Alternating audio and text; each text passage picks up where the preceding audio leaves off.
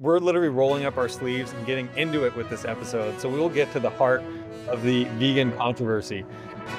Do you like stories when people are hallucinating? They're seeing things, they're hearing things. They can't control what's going on in their mind and with their eyes and with their ears. I have a show for you. I have Joe Stringbean McConaughy on, and we dive into everything from is he vegan with a trail name like Stringbean, and what happened on the Muir Trail when he absolutely lost his mind. It's an incredible story and an incredible show. Me and Joe have done a lot of the same adventures and through hikes and FKTs over the years, and this is a fun show because I told him I'm not going to do like a biography thing. We're not going to go through what little Joe up until present time is like. What we are going to do is I came up with some topics and some things that we've done, and we just go back and forth and tell stories, hallucination stories. We talk about seeing witches out there, feet of snow, how we both have made stupid mistakes on FKTs and sometimes still even gotten them. Two of the times even still gotten them. We've done things the slowest way. People came along and destroyed our records, but at the time we made it work. So it's a really fun show. We get into all kinds of good stuff, but we start out with, is Joe Stringbean McConaughy vegan? So that's the show. We're going to dive into that. And as you guys know, I've had this long-standing feud with my neighbors. There's four of the people in this house. I guess it's divided into 4 apartments, 2 on each side, 1 top, 1 bottom, and all winter I've been the only one that has shoveled. I have a blister on my hand from shoveling so much. And today, one of my neighbors said, because all 3 of them are women who live in the other apartments, she said, "Thanks for doing all the manly chores this winter." And it was just like, oh man, that is pretty dumb, because I've been gone for like 10 days at a time, come back, there's like 3 inches of ice and snow on the ground, and bring my stuff inside and get to work shoveling. So at least it's noticed, although I would love if someone else picked up a shovel. Okay, let's get into this episode. I think this episode's really fun, so if you want to share it with some friends or anyone or social media, that would really help out. We have an Instagram page, Free Outside Podcast. This is also brought to you by Garage Grown Gear, the marketplace for small businesses, cottage brand, backpacking, through hiking, FKTs, all kinds of good stuff like that. You should check it out. I recently got a headlamp from there. Talk about that. And JanJi.com, JANJI.com, just dropped a bunch of sun hoodies and their spring summer line. So check that out. And in the checkout survey, tell them I sent you. Okay, let's get right into this interview with Joe Stringbean McConaughy, fresh off his golden ticket winning performance at Black Canyon, but we don't talk about that at all, literally. All right, Joe, before we start, I'm going to have to play this for us. Well, if you would just stop being vegan, maybe eat some eggs or drink some milk, maybe you can get that extra little 2% gain and win a golden ticket. I don't even think we know if he's vegan, but it sounds good. I think in his Instagram profile he has a plant, so I just assume that's vegan, but it could mean he likes houseplants. No, he coaches, everyone he coaches is called a bean sprout. It's his symbol for his coaching. Is that really what it is? Yeah, you've been wrong on this the entire time. I've thought he's been vegan for like his whole life. Like, I have no idea. I just make assumptions. Okay, so we're going to need to know your comments on this. I'll respectfully decline. No, just kidding. We're literally rolling up our sleeves and getting into it with this episode. So we will get to the heart of the vegan controversy. And I am not a vegan athlete. Wow. Okay. Wow. We've turned that one upside down. Tell the New York Times. You can call them and let them know the breaking news. Washington Post. You can go down the list. I mean, your profile with the vegan or the plant in it is so funny that Derek thought that you were vegan for so long. And I get that question. People will be like, "Oh, I love seeing another vegan athlete that I can aspire." And it's like, no, my trail name is Stringbean, and the closest thing to a stringbean emoji is a sprout. And then I'm also a coach, and so the genius idea occurred to me to call my athletes bean sprouts, and to my business bean sprouts, because everyone's always be sprouting. ABS is a good mantra to live by. So it's a very fun emoji to use because it symbolizes growth and progress and nature and and veganism as well, is of course, So part of what do you politics. tell someone that is like looking up to you because you're vegan and then they realize you're not vegan? How does I that conversation go? I haven't perfected it yet. I don't think it ever goes that well. Um, I guess things I've told people, yeah, pretty much is just as what you'd expect of like, oh, I'm actually not a vegan athlete. I do, try to eat, a well-rounded diet, if that counts for anything. But it's about as much as preachy as I'll get on my diet. So We need to send you to media training for this response. I'll tell HR for Bean Sprout Coaching, and they'll get on it. They'll schedule some. I did send HR@beansproutcoaching.com an email, but I got no response. They also need to be a little bit better at responding to their emails, but they're just too busy harvesting, the next grain. So Fair enough. If anyone doesn't know, this is Joe Stringbean McConaughy joining us. He just won a golden ticket, but we're going to hit on the real stuff. And I think like origin stories are pretty funny, especially like FKTs because they're so scary. So was the PCT your first big FKT? And were you like super scared going into that? definitely, I think this is probably indicative of like a 22-year-old white male of like people were like, oh my God, there's going to be bears. And I was like, I don't need to bring a gun. Like I was in college and I was at Boston College, which is like, not a lot of kids that spent a lot of time outdoors. So there were a lot of like, oh my God, are you worried about dying? And I was like, no, I'm not worried about dying. But then I took that probably too far where it was like, oh, like, how are you going to get around the Sierra if it snows? And it's like, yeah, people through hike figure it out every year. Like you'll go through and it's like, thank God I had good enough weather and a crew who was like pretty good at being on the fly because definitely I did the PCT, had no idea what I was getting into, and it was before like actual like good GPS like message like we had a Garmin like messenger device, but it was only like one way. So if like my crew wasn't in service, they couldn't message me. So half the trail, like I would send them a message and they wouldn't get it for like 2 days.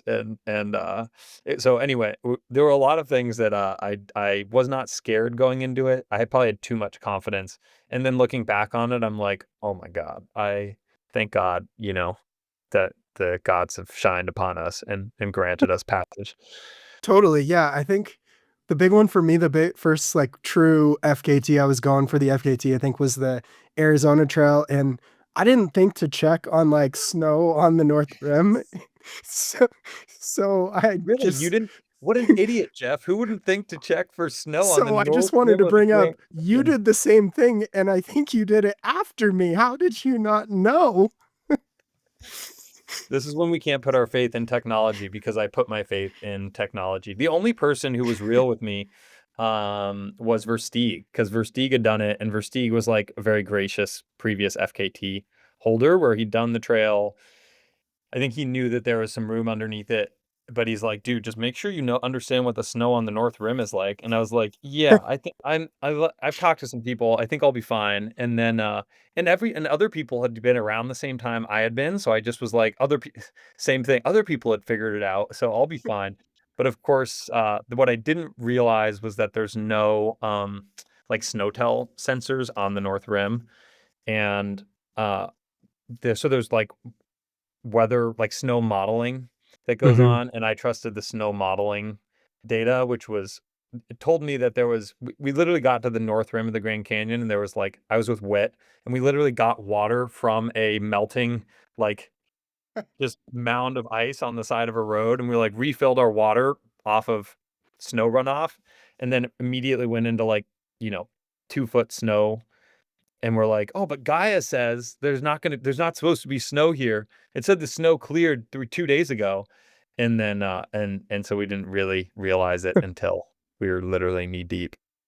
Yeah, I was like on the verge of crying. Like I was well under the pace. And then it just, if anyone doesn't know, the Arizona Trail, it's very much snow free usually until the north rim of the Grand Canyon. And you may think that's the end of Arizona, but there's like 70 miles left or so, maybe It's even a little long. more.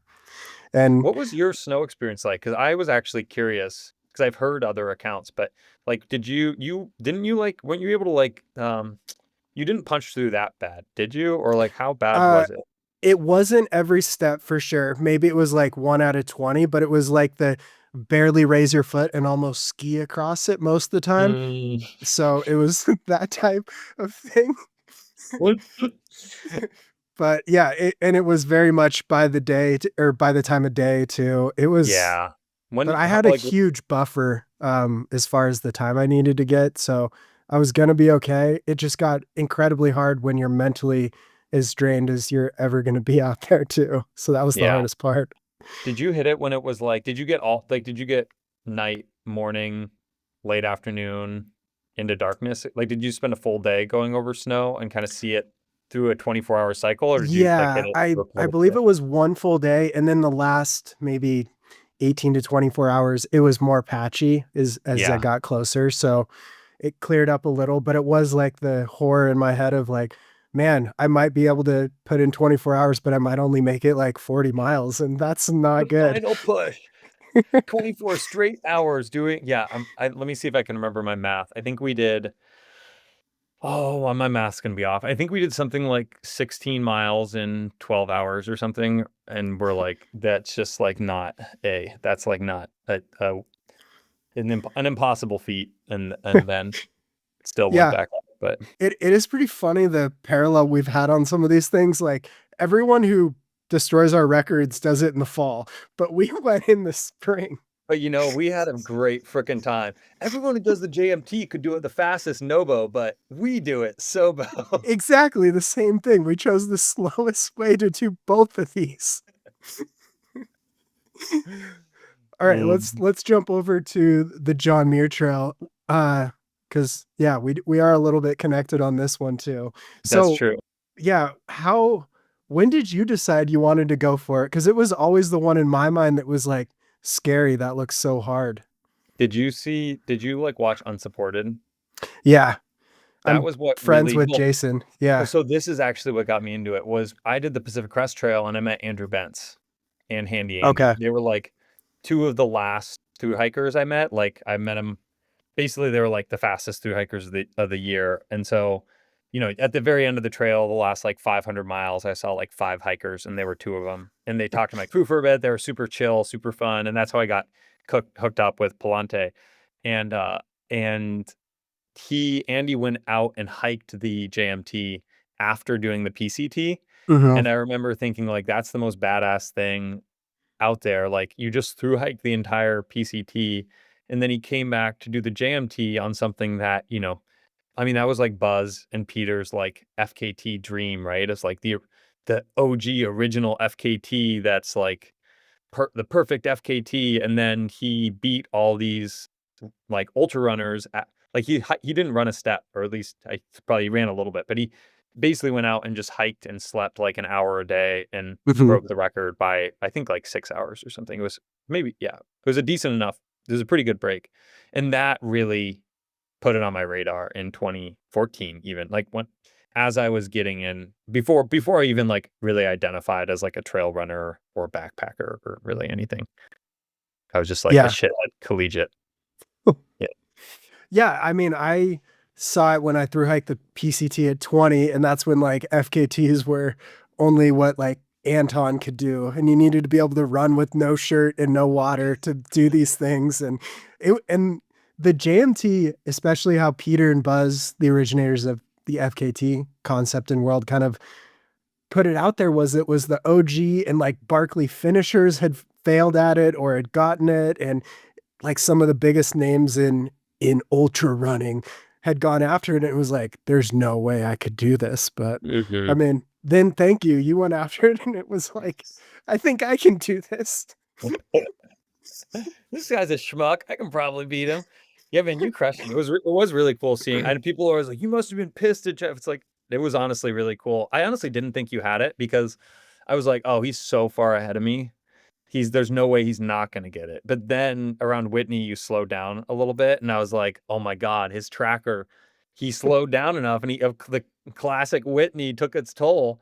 And then so for a moment, I had a glimmer of like, "Oh, wait, I'm gonna keep this record," and then turns out I think what had happened is, like, I'd seen your tracker update when you were coming down thinking that it was, like, when you were going Oh, up, and yeah. so, and then you ended up, yeah, of course, getting it and doing amazing, but I mean, it was one of those things where it's like 30 miles left to Crabtree Meadow or a little before, and I just woke up on the ground, like I face planted while doing, I'd call it running, but it was like probably a hybrid hike run. And that's when it yeah. was like, okay, there's no way I can do 30 miles, so I need to sleep. And then that was the lucky sleep That reset. brought you back, really?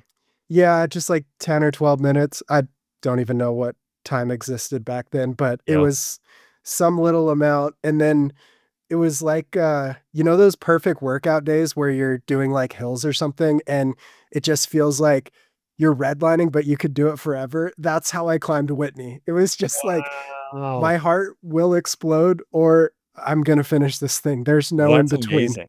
That's great. Yeah. I'm proud of you. That has not been my Whitney experience, Yeah. What but was, what was I yours? envy you. What was yours this last year? It was oh, well, yeah, it was really bad. So the context is I was coming in. I came through. I don't remember. I think I came through to Muir Trail Ranch at like literally 26 hours, which was like, or maybe Whoa. 28 hours. Yeah, 28 hours, 26, something like that, which is like I could have a like sub 60. Like I'm not gonna do that, but like, oh my, this is shocking how fast. And I don't think I'm killing myself, which is hilarious because we messaged beforehand and do you remember what your one piece of advice to me was? What was it? Something about, It was like, yeah, don't go don't out too hard or go out something. too hard. And I was like, I'm not going out too hard, but I also happen to be running the best first half that anyone could ever hope for, so I must crush it. And then I inevitably slowed down a bit, but I started to have this weird thing. Basically, like I had two polar opposite experiences where the first attempt, I like was super tired from guiding and I came in like sleepy and I Hmm. had to sleep 6 hours and I just was like, oh my God, why can't I just couldn't stay awake. I didn't have any caffeine. So I just was like, I can't stay awake for the life of me. Like I literally need to take a nap, even though I've already slept like 5 hours at this point. Where this year I had like I had a bunch of caffeine, a lot lower sleep. I was well ahead of pace. And then I but for whatever reason, like I remember there were sections where I had measured my splits and it was like a 5 hour split. And it took me the same amount of time to do, a 5 hour split, like, let's say around, like, um, Mirror Pass or something, Hmm. and I'd slept, like, an hour the previous attempt, and then this attempt, I'd been hiking, running the whole time, and I was Yeah. like, "Great. I'm gonna beat this by an hour or 45 minutes," and I beat my split by, like, 10 minutes or 5 minutes, so there was something Oh, weird about my moving pace from the first year to this last year, and so probably but your I was watch was just wrong. That's what I tell athletes I coach. It's got to be your watch. No, it's a watch thing. You're doing great. Just keep it up. I went into Whitney having a huge buffer and being like, "Okay, I'm, like, falling apart." Like, I was sprinting, like, 15-minute miles, and then I looked at my watch, and I had all these hallucinations going on. So I had this lady, Rowena, who, after I got from Forester Pass, who was in charge of keeping me running. Like, you know how flat it is and how nice it is? Oh, yeah. It's So I was so like, good. it's night and I'm just gonna run all this. And so I ran for like it's like this tunnel vision, like, oh my God. And I like checked my watch like 5 times and I was doing literally like 14-minute miles running.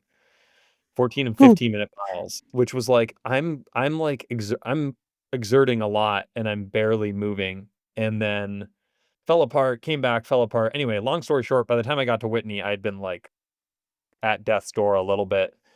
And but I thought I was gonna be able to be fine going all the way up, and as I got up, I got really tired.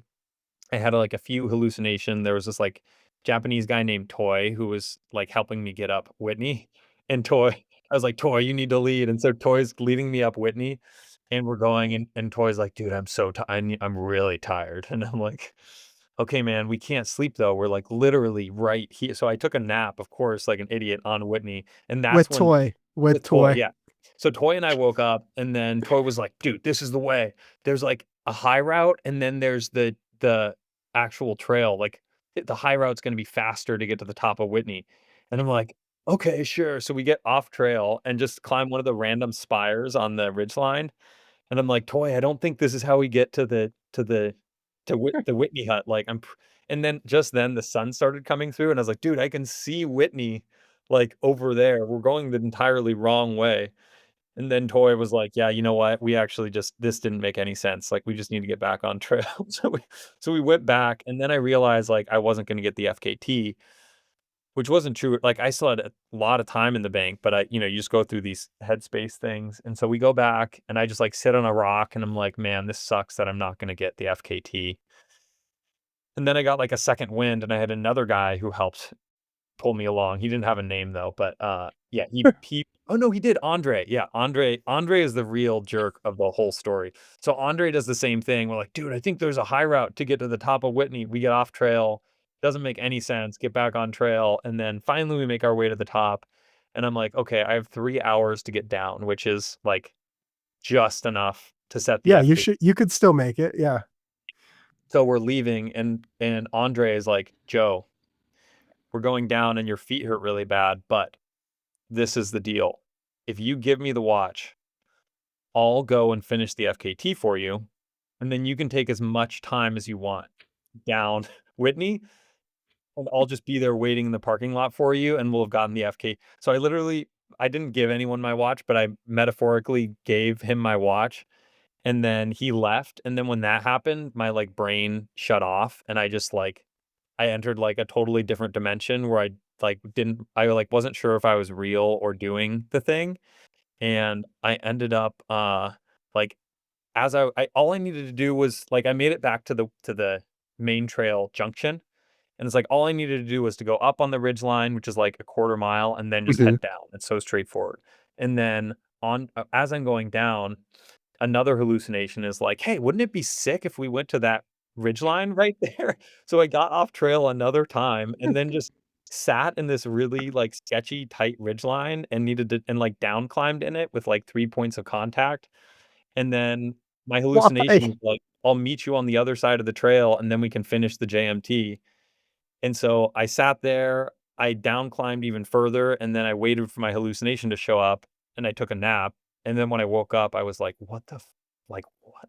That's when I, like, snapped out of it and was like, "I'm in like, this is actually a dangerous situation, and, like, it's not fun and games," and I had, like, total inhibition or, like, I don't know, there was, like, some kind of inability to kind of, like, take ownership and control of my actions. It was like I don't know.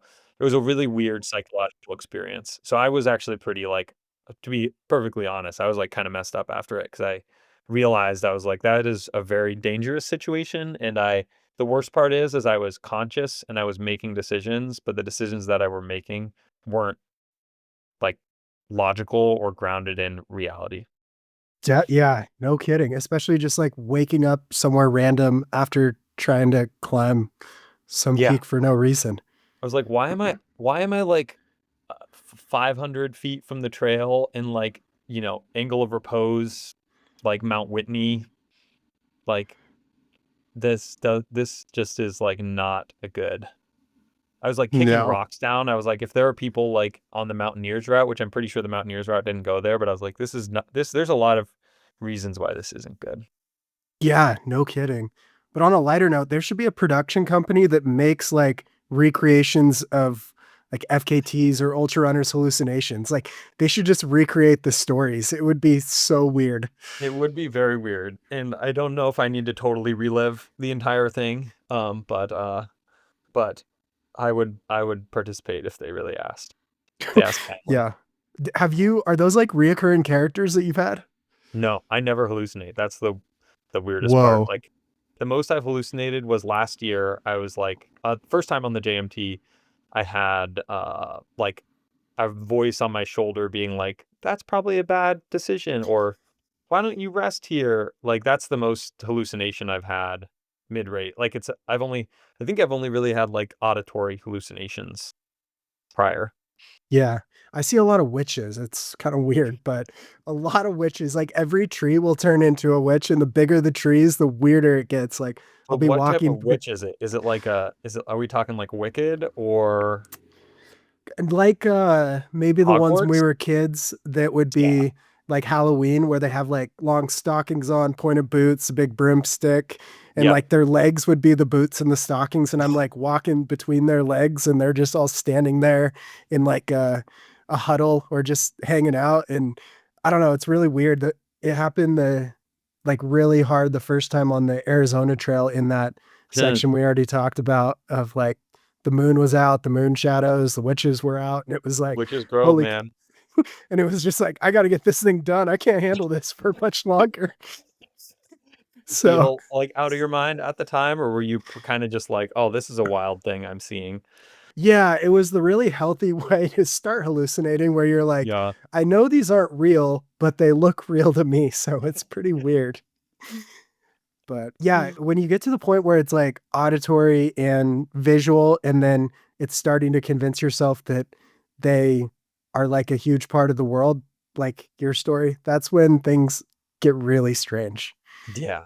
I would, if anybody's listening, I actually read a book about it called, is it called The Third Man Factor, which is really good, which basically accounts that their hypothesis basically is that it comes down, it's like there's no one silver bullet factor, but it's generally multifactorial fatigue things happen, or like really monotonous situations. People have this, like, the way they talk about it is like a sensed presence, which I think Mhm. is a great term for it. It's not like I've had a ton of experiences like this, but I thought it was a good way. It was a very good way to like describe what I experienced, which was just interesting. Like, there's stories of people who are like doing a trans US flight. There's stories of like, Shackleton's voyage, like most badass, like crazy stories. There's some, they do a good job of like looking at these stories through the lens of like, this hallucinated type experience and trying to decipher like what factors in what situations, you know, were people kind of in to have this happen to them. Is it nutrition related too? I've heard that theory a bit as well. Yeah, I think they definitely talk about, yeah, they talk about kind of like nutrition and a lot of people being in, yeah, there's, I'm trying to remember, I don't remember what all the different things are, but it's like proximity to death, it's like extreme cold, monotony, like physical exhaustion, which I think physical exhaustion is like tied into, seeing death also. And usually in a lot of those situations, people like, they're like the people who like crash their, are in a plane crash in the Andes and like have to eat people. Yeah, no. I mean, yeah. Well, thank you. This segment has been two non-experts discussing expert topics. Sponsored by, do you want to talk about our Yeah. podcast sponsor Yeah. this And then our episode? podcast is sponsored by Knitted by Grace. That is what this hat was knitted by. Grace is my sister. The social media account, I believe, is Knitted by Grace. She would love the new followers. So Give her a thank follow. you. We're big fans. Big fans. Huge. My head is Yeah. sweating. These hats are so warm. And back to the show. Heat I thought training. an yeah, yeah, heat training all the time. That's what I do here. I thought another fun topic to go into would be like biggest hindsight mistake or like something we keep doing. And I think I can start here. I have really tried to stretch gear to the limit a lot, and two Ooh. different FKTs have been thrown off by taking a pack that should be retired, but I just really was tied to it and it broke. And it's like an FKT is really built on, fragility. If a few things go wrong, the whole thing's off, and probably could have fought through, but it was the mental anguish that really shut down those FKTs by failed gear. So I think that's just the reoccurring thing that I really need to get over. And it's something where I've started thinking about it of like, you could just buy new gear. You're already investing on traveling, nutrition, like time away from working. Like it's maybe a few Wait, hundred dollars. what's one of the efforts that your pack broke The on? Tahoe Rim Trail. So Nice. I tried that last year It's and so short. You can just, you know, just it hold, hold everything. yeah, Put it all so in my your hand. my pack broke. So I had two of these Solomon packs that were like pretty big enough to like handle 170 miles or whatever. The Yeah. first one broke and I had another one. It was kind of worn out, but it was like I still like the pack and Yeah. the pack broke in the same area and then I had an emergency blanket, so I tried tying it around to like control the opening, and then I was trying to like front carry it, and I had like 70 miles left, and it was like, what am I doing? This is so Man. stupid. And then Yeah. the other one was the Superior hiking trail. My Mm. the whole bottom of the pack just ripped, and it was like I just had got my girlfriend at the time had just broke up with me, so it was like, what am I doing out here? This is terrible. My whole life is breaking. I Your need to leave. emotions and your belongings are both literally falling out of you. Yep, What's everything. So what's going on? that Um, was symbolic. I'd say that story reminds me of like when I was doing the AT, I wore like one of I'd like gotten in with Andy or Andrew, I guess. There's also two Andys, and there's an Andrew and Andy who both work at Palante, which throws me off every time. Anyway, Andrew had given me a like the prototype Joey, which is the same Joey that Joey Campanelli wore on the AT. And I remember my like the shoulder strap had like Mhm. started to come off. And so you could hear the thread like and it's like I would go like, each like every day, and this was like day 30 of day like 45, right? So it's like and then we get louder and louder and louder. And so I was like literally sewing mid FKT to like reinforce the shoulder stitching, which was one of the more. I also chipped my tooth before the AT started because I got cut the fingers out of some garden gloves I bought the day before, and then was like, wait a sec, they'll just come on. Anyway, it was like thick material, and so I Mhm. chipped my tooth trying to pull the needle through. So that's my two dumb gear stories for you.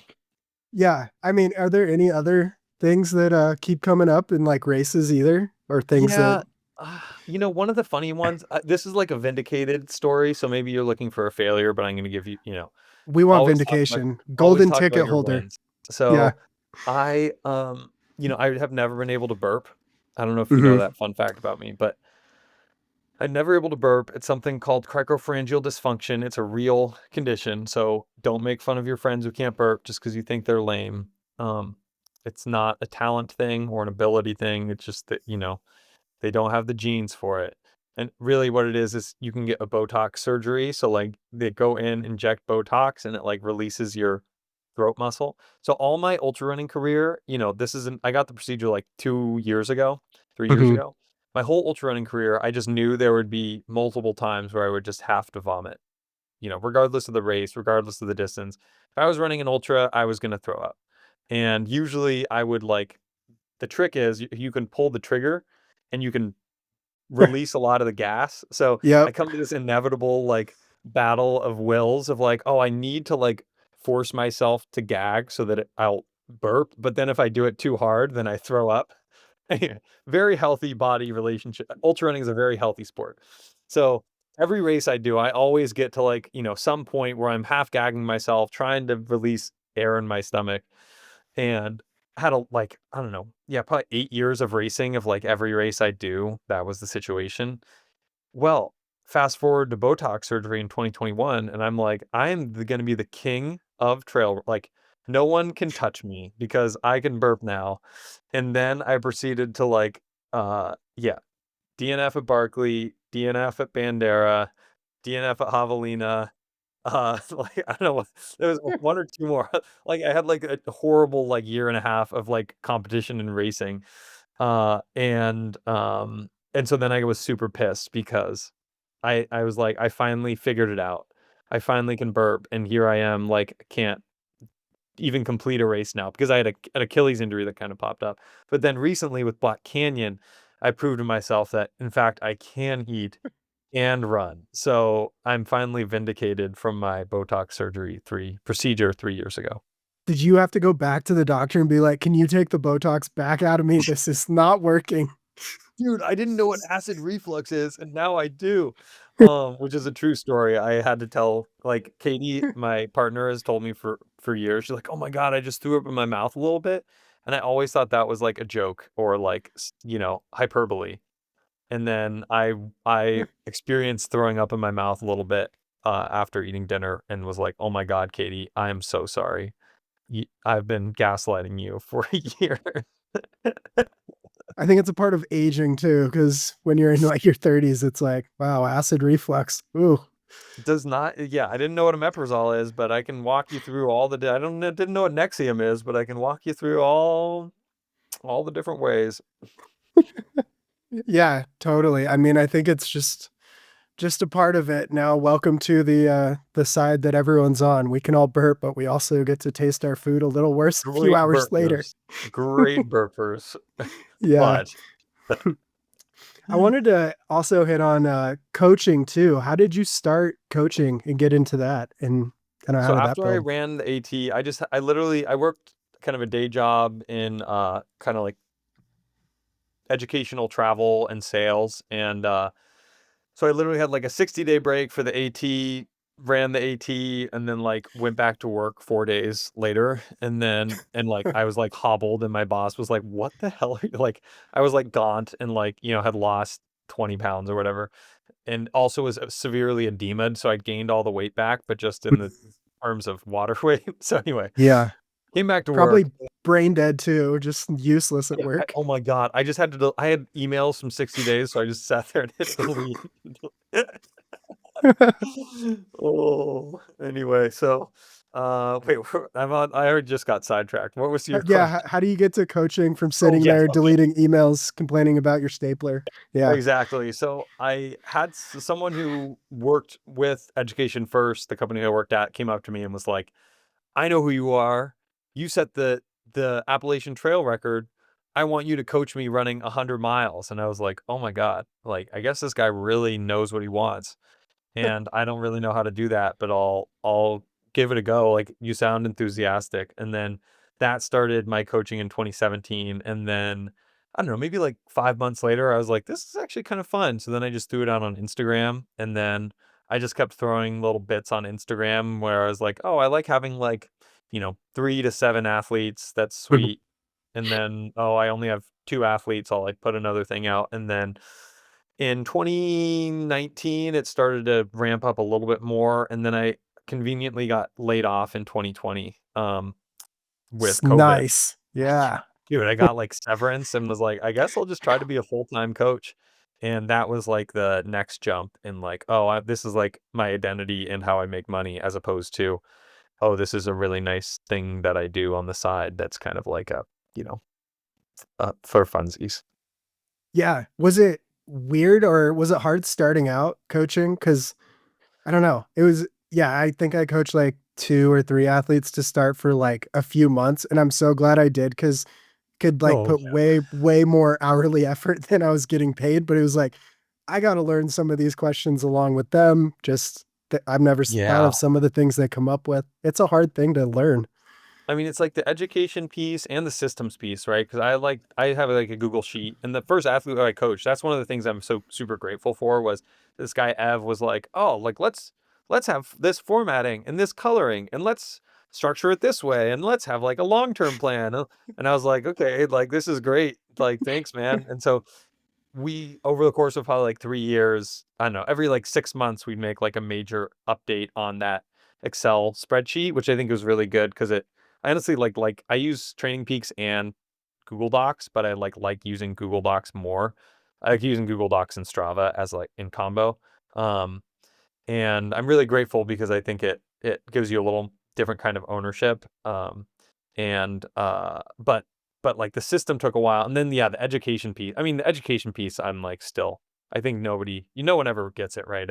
That's I think one of the hard things with coaching as you keep going is you're like, wait, you don't just have your philosophy and then you're good. It's kind of like there's at least if you're a good coach, you're always having things that you're like, oh crap, I'm do something wrong, or I neglect this, or I should be thinking about this. There's just it's such a multifaceted, you know, role you're playing for someone. So Yeah, it's so cool, but so hard now because there's so much out there and you can learn and take into account so many different things. But like I did a deep dive like a week ago because I have an athlete in the midst of a 200, shout out Garrett, right hey, now.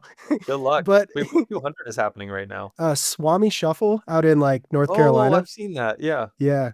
So, but I did like this deep dive on like sleep deprivation strategies, and I could consider myself an Wait, what's expert, your but it hot was like, take on sleep deprivation strategies? What's well, your I just wanted to look at like ways to reset and stuff. And so there was some caffeine numbers that were nice to learn some specifics, but also I never really wanted to accept that sleep banking was proven to be so important. But yeah. honestly, I couldn't find any ways to disprove it. So I have to now accept that sleep banking like really does work. And yeah, and I love doing those kind of dives. And I think coaching has been the fun way to do that because there's, workout style or schedule and stuff. And then there's all these I just kind of call them fringe factors that are always changing and stuff. And that's where the really fun learning comes in. Yeah.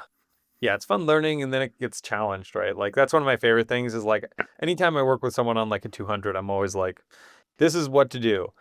This is probably not what's going to happen. And it's Yep. probably not actually what to do, but this is our framework. And then like, let's see, so the whole idea of like, do you sleep on night one of a 200 and how much should you sleep on night one of a 200? I've had some people who it's like, my general shtick is like, yeah, depending on the race length, you almost no matter what should be sleeping, but maybe you might change how much time you should be sleeping. And then you'll get someone who's a frickin', they get into night one aid and they lay there for 30 minutes and they're like, why the hell did you tell me to sleep on night one? I like can't, like, I need to be tired enough to sleep. And it's like, okay, so maybe it's not a one size fits all strategy. You know what, Taylor? Congratulations. You're right. I, I too need to be humble and learn things. But then for other people, it works super well. And then for other people, like, for some people, it's like, yeah, you just sleep 4 hours on night one and you're going to have like an amazing 200-mile race where if you try to do 75 minutes and try to do that for 4 or 5 days, it just kind of sucks. Yeah. And that's where like the coaching is so fun to me because how it trickles out into sleep and how as a species we're so ignorant about effects of sleep and how it impacts and why everyone's so different. That funnels back into ultra running, especially the 200s. And it's like, yeah, we got to tailor a plan to like how you are. We got to try some stuff out and see what works because everyone is so different on sleep. It's crazy. Yeah, I know. And that changes, like that's changed for me too, right? That's where I was super pissed at Cocodona this last year because I have a sleep strategy. I literally had it go great 3 years ago now. And then I did it last year and it just like, it was like 0 for 4. It wasn't like, oh, my first sleep didn't go. It's like I couldn't sleep for the first 4 times I laid down. I didn't fall asleep. And I've never had that happen. So it's like, that's another whole piece of it too, is like, we evolve or have different experiences or that it may seem the same, but there's some factors that have changed. Or maybe the answer is just you've changed. I don't know. Yeah. Now that you can burp, things are a little different. Life is totally, totally different. Yeah. You look radiant. Skin looks great. It must be the burping. This is honestly why I came on the podcast because I just wanted to tell people about my burping. Yeah, we're getting headshots done here, just snapping screenshots in the background. Don't worry. Just a couple more things. One, I wanted to ask because I'm really good at races where there is no crew or pacers, or I just neglect to bring them. But I struggle with supported races like Cocodona. So, what advice would you give me going into this year now that we're not competitors on how I can That's true. I'm no better Cadona. use my, yeah, I'm you're no I'm Codona. officially no code. I don't know.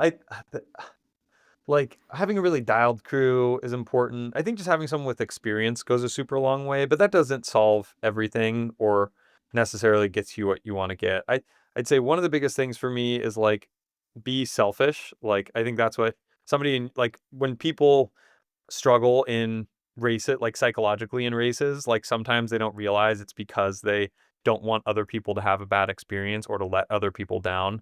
And I think it's a really important thing in trail running and FKTs, which I'm sure have learned too and have your own remarks on, but it's like this is your moment to like people are there for you and they want you to succeed, but they want you to have like your full on experience, not your interpretation of what they think a good time helping you out at a 200-mile race that they're donating their time to might be based on your expectations of how they're doing, right? Like it's just what does Jeff want? Why am I doing this? What am I doing it for? And if that means someone's gonna like rub my toe, like give me a foot rub, or I need XYZ, be clear and ask for what you want. And also don't have that. It's really hard to do, I think, in the actual race of like detaching yourself if you're having, and this might not be something you struggle with personally, but I know a lot of people do, is like detach yourself from, oh, this race isn't going well, I'm letting everyone down, and have it come back to that same self-supported mindset you've always had of like, this is freaking kick ass. Like, I'm like, this is really hard. I'm going to take a quick nap and like, it's a little slower than I thought, but like, we'll figure it out. Right. Um, yeah, I Yeah, don't know. I think that's my big issue is I outside of when I put things out, like, or do podcasts, I'm like a recluse and self-supported, go out on my own. And then it's like, oh man, I'm supposed to be selfish and do an athletic thing out here. It's a tricky thing to learn, but I like the selfish line. I'll be more selfish. Be selfish. I mean, that's what FKTs are, right? It's like literally you saying F work and everything or responsibilities. And like, it only means like what I think it means. And so therefore, like the only value in it is like doing the thing in the way I want to do it, which immediately gets complicated once you have a crew or somebody who's like reliant on you, or like, yeah, if you were to do an FKT while your like grandma was like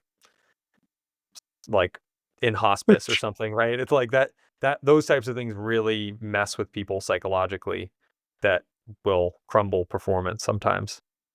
I don't know what you're talking about. I schedule send my emails throughout the FKT so everyone thinks I'm working at the same time. That is the life hack. You can take that one to the bank. I'm learning a lot on this. I've learned about sleep deprivation. I've learned about emailing habits. I've learned about types of witches and hallucination. We're covering it all. Yeah, definitely. All right, one last thing. An athlete I coach poured water on your head, I believe, at the Vermont 100, and he wanted me to bring that up to you. So now I What's brought his it up name? to you. Matt Shin. Matt Shin. Thank you for pouring water on my head at Vermont 100. It was like 95 degrees and full humidity. And I'm pretty sure I walked the entire last 10 miles and then laid down in the race director tent for like an hour and a half. And every time I tried to sit up, I would pass out and have to lay back down again. And if I hadn't gotten that water, I bet I probably would have been hospitalized and not finished. So, Matt Shin, hats off to you in this episode. If only I had a Knits by Grace hat to do a hats off for. But thank you, Matt. Yeah. Well, thanks for joining. I just have to ask though, how did you get the golden ticket home and where did you hang it once you got home? So FedEx, which is a bummer, charges you $58 to ship. Oh, Yeah, I know. I was like, that's more what? than your parking ticket, right? Sorry, the math. $58 was the parking ticket. $55 was yeah was the FedEx cost. I'm pretty sure USPS would have been like $10 too, but I'm not totally sure. Someone can shoot me a DM after me and let me know if I was an idiot of FedEx versus USPS. But I wasn't thinking properly. So got it shipped home, got it sent, and then Katie actually was kind enough to display it in the house proudly. So we've been celebrating the ticket. I'm actually at Brooks HQ right now, so the headquarters, and I brought it in as a fun gimmick so that I could prove to people that I'm a real athlete, human being, and they should continue sponsoring me as an athlete. And also to get free lunch today as well, because they have free lunch at Brooks. So I it's a imagine cheap. you like shop with it in your arms, you walk around the park, you run with it now. Like after all the work that took, you got to What's your take it golden everywhere. ticket discount? Yeah, exactly. Do you have a discount if I have one of these? Like, The other fun golden ticket not drama, bit is that they give you an actual golden chocolate ticket at the finish. So I got a golden ticket, except it's freaking Hershey's chocolate. I was kind of pissed. So like great gesture, but it's Hershey's chocolate. Anyway, hey, ate half of it because I'm hungry. Go home. And I come in and my dog had ripped it apart and ate the other half of the Hershey's chocolate. So that's the other. So I have a parking ticket. I have a foam novelty golden ticket. I have a $505 Western States Ultra sign up ticket. And I have my dog ate half a bar of chocolate as the outcome. You need to put all these on a wall, frame the parking ticket, frame the receipt from Ultra sign up, put the golden ticket up there, and then like maybe all the DNFs below it too is like a sub note of like that would be an this. actually, that's a great idea. Maybe Like yeah. you know how you need like a backboard for any frame. Maybe the Mhm. golden ticket can be the backboard, and then I could Oh, tap it onto that. That's actually kind of smart. everything that went into it. Yeah, that'd be sweet. Cool. That's Well, I'll rad, let you get back to life, but thanks so much for jumping on. This was fun. dude. Thanks for having me on. Anytime. And he's not vegan, apparently. Neither is this dog, it sounds like. That's true. Crash goes all in. Yeah, he goes hard. Thanks for joining the show. If you subscribe, if you leave us a 5-star rating or 5-star rating and review on Apple Podcasts, it really helps the show grow. Really appreciate you guys being there. I've been sick for like 11 days. I ran 20 miles yesterday and 20 miles today. So I'm like coming back from it, trying to pile on volume, but I am just hacking up phlegm. It's really, really pretty to see. All right, that is all we have today. Really appreciate you guys. Stay elite, my friends.